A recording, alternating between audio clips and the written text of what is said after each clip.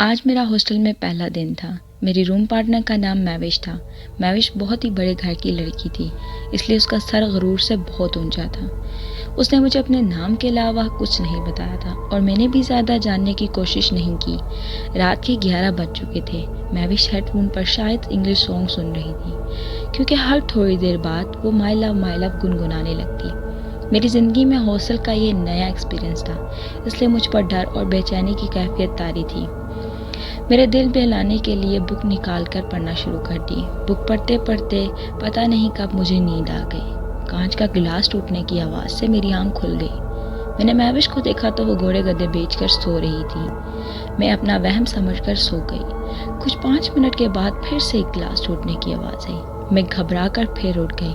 मैविश ने दूसरी तरफ करवट ली हुई थी, इसलिए मुझे उसका चेहरा नहीं नज़र आ रहा था। मैं समझ गई थी कि शायद वो मुझे डराने के लिए ये सब कर रही थी।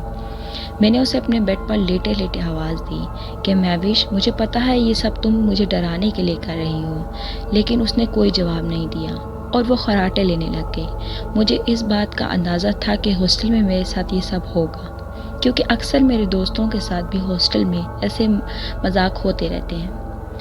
मैंने सोचा कि मैं जानबूझकर आंखें बंद कर लेती हूँ और जब जैसे ही ग्लास टूटने की आवाज़ आएगी मैं मैविश को रंगे हाथों पकड़ लूँगी। 10 मिनट बाद फिर से आवाज़ आई तो मैंने डायरेक्ट आंख खोल ली और फिर मैविश को देखा तो वो वैसे ही सो रही थी जैसे वो काफ़ी देर पहले सोई थी। मैं समझ गई कि वो मैविश नहीं, कोई और मामला है। मैं हिम्मत करके खड़ी हुई और कमरे में टूटे हुए ग्लास ढूंढने लगी, लेकिन मुझे एक ग्लास भी नहीं मिला। मेरा खौफ और परेशानी बढ़ते जा रहे थे।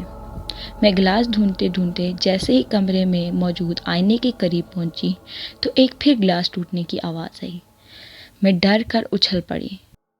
कुछ कुछ वक्फे से आईने के अंदर से गिलास टूटने की आवाज़ें आती रही। मेरा रंग खौफ की वजह से सफ़ेद पड़ चुका था। अगर थोड़ी देर और आवाज़ें आती तो शायद मेरा दिल फट जाता। मैंने फ़ौरन मैविश को उठाया, लेकिन मैविश को जैसे ही जगाने पहुंची और उसका चेहरा देखा तो उसका चेहरा खून से लथपथ था। वो मुर्दा पड़ी थी। मेरी तो बस रूह परवास करने ही वाली थी।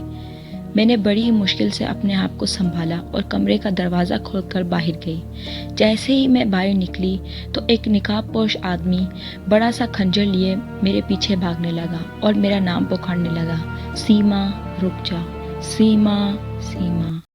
अगले ही लम्हे अचानक सारा मंजर बदल जाता है और मैविश मुझे जगा रही होती है। सीमा उठ जाओ, क्लास का टाइम हो रहा है, सिर्फ 10 मिनट रहते हैं।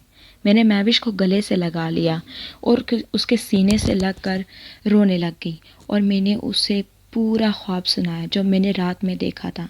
मैविश मुझ पर हंसने लगी, लेकिन मैंने ये फ़ैसला कर लिया था कि ये मेरा हॉस्टल में पहला और आखिरी दिन होगा।